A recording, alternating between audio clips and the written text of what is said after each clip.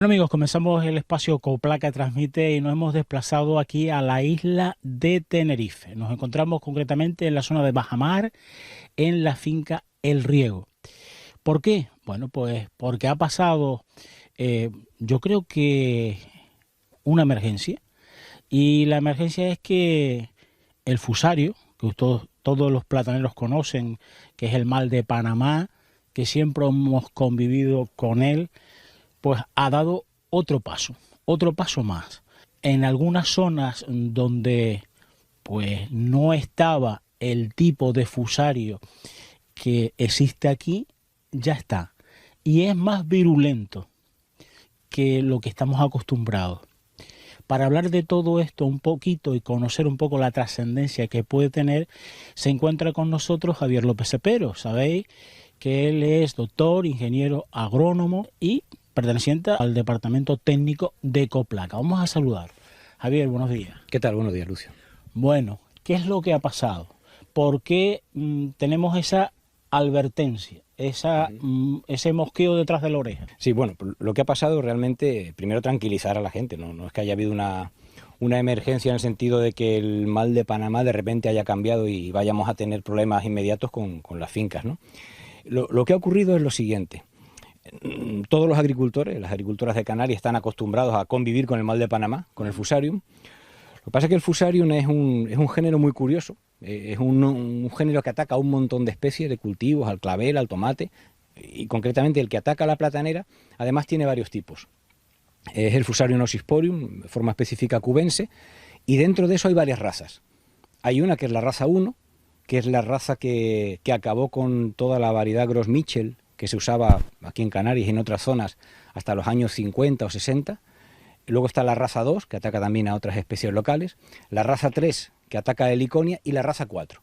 O sea, nosotros lo que tenemos es Fusarium oxysporium, forma cubense, raza 4. Es la que tenemos de toda la vida.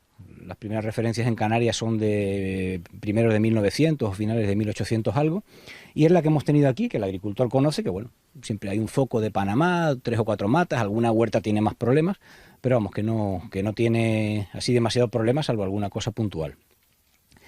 El tema es que fue en los años 90 del siglo pasado, o sea, hace unos 30 años, apareció un tipo de fusarium que era mucho más virulento que el que tenemos aquí.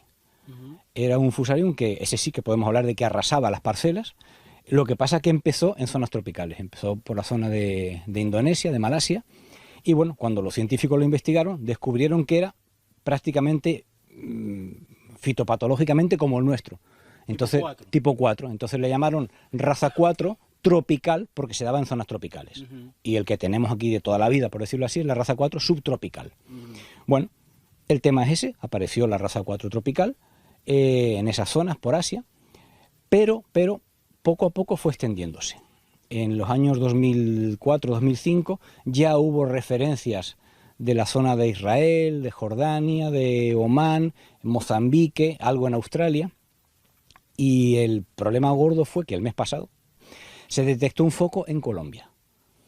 Entonces, bueno, lógicamente se desataron todas las alarmas, porque toda la zona de Latinoamérica es la que produce banana para la Unión Europea, el suministro viene principalmente de allí, y Colombia está limitando pues con toda esa zona de producción, está limitando con Ecuador, Panamá, y si seguimos Costa Rica, Honduras, etcétera, ¿no? Bueno, entonces en esos países pues sí se desató la alarma porque prácticamente lo tenían frontera con frontera, se pusieron en marcha un montón de medidas de control de los tráficos en las fronteras, de no traer material vegetal, etcétera, etcétera, y bueno, el tema es que ahora mismo prácticamente Canarias queda como la única zona, por hablar así, en el mundo donde no se ha detectado la raza tropical.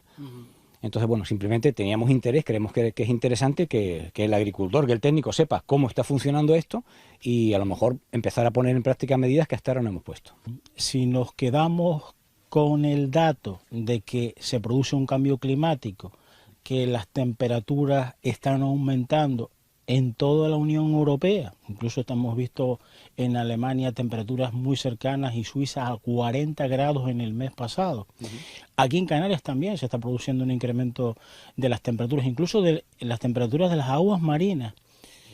quiere decir que quizás más pronto que tarde vamos a pasar de ser zona subtropical a tropical, con lo cual podríamos tener ese problema, ¿no?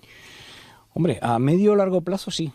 En principio el suelo amortigua, en principio, pero sí es cierto que el cambio climático es una evidencia, que lo que antes eran zonas tropicales y que digamos eran otros sitios, cada vez encontramos más condiciones parecidas a esas zonas tropicales y más cerca de Canarias, y bueno, no podemos descartar ese escenario, ¿no? Que con el incremento de las temperaturas tengamos aquí ese tipo de problemas. Incluso en este punto a mí quiero resaltar que también recientemente, hace muy poco, se ha publicado un trabajo muy interesante. Uno de los autores es Dan Weber, de la Universidad de Exeter, que es socio nuestro en el proyecto Musa, donde lo que han hecho es proyectar el escenario de cambio climático hacia adelante, hacia el 2050, y ver cómo puede afectar eso a la producción de banana.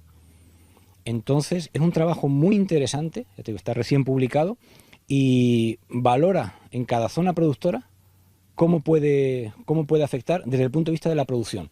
O sea, los ingleses están muy preocupados porque la banana es uno de sus productos principales alimenticios de importación, y luego también a nivel mundial la banana es fuente de alimento de subsistencia para muchas comunidades, para muchas poblaciones.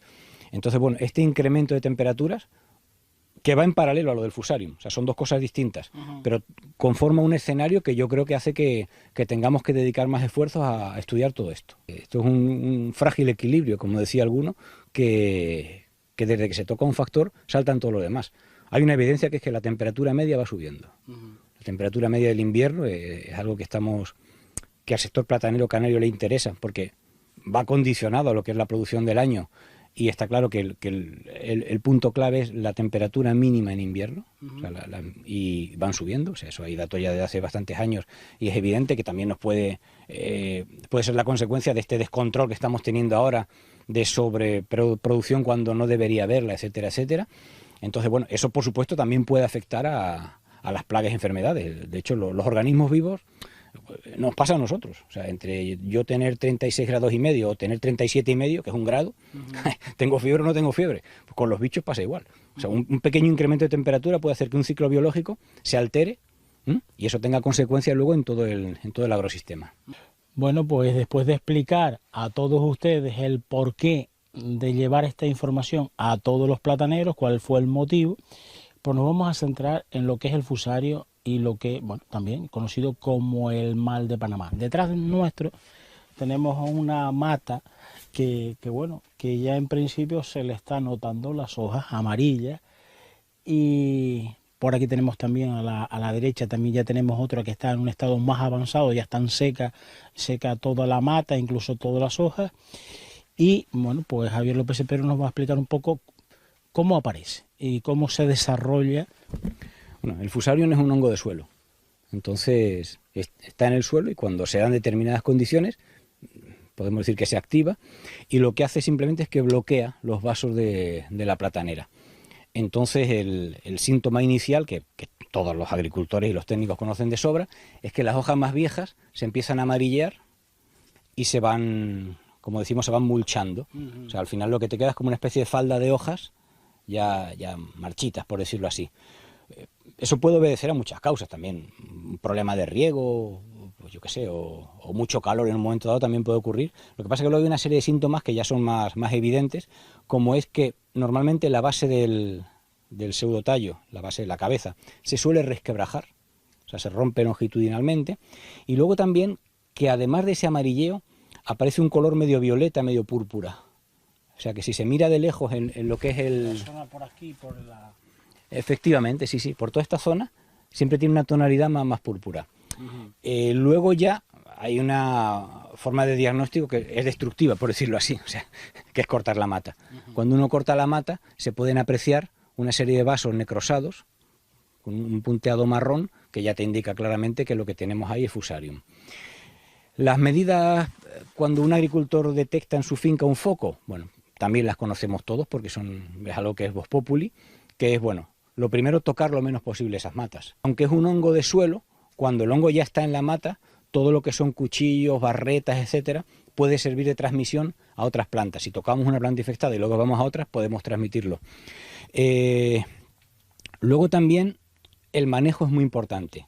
Aunque hay productos fitosanitarios, nutricionales, etcétera, que pueden tener un cierto efecto, el Fusarium se lleva estudiando mucho tiempo y se ha descubierto, por ejemplo, que cuando hay deficiencias de microelementos, de zinc o de hierro, el problema es más grave. Con lo cual, bueno, aportar zinc y hierro, pues siempre ayuda un poco a paliar algo el problema. Luego también el manejo del agua es muy importante. Hay bastantes agricultores, yo lo he oído bastante en campo, de decir, no, yo tenía Panamá cuando tenía aspersión, pero desde que puse el goteo se acabó el problema. Efectivamente. O sea, cuando llevamos un riego, vamos a decir, cortito y dándole justo a la platanera lo que necesita, el Fusarium tiene peor desarrollo. Por eso cuando hay un invierno lluvioso, un invierno de baja temperatura, porque este Fusarium no le gusta el calor, su tropical no le gusta el calor, cuando hay un invierno lluvioso y con baja temperatura, también se desatan más los focos, ¿no? Y luego hay otra práctica que también se suele hacer, que es manejar el pH del suelo.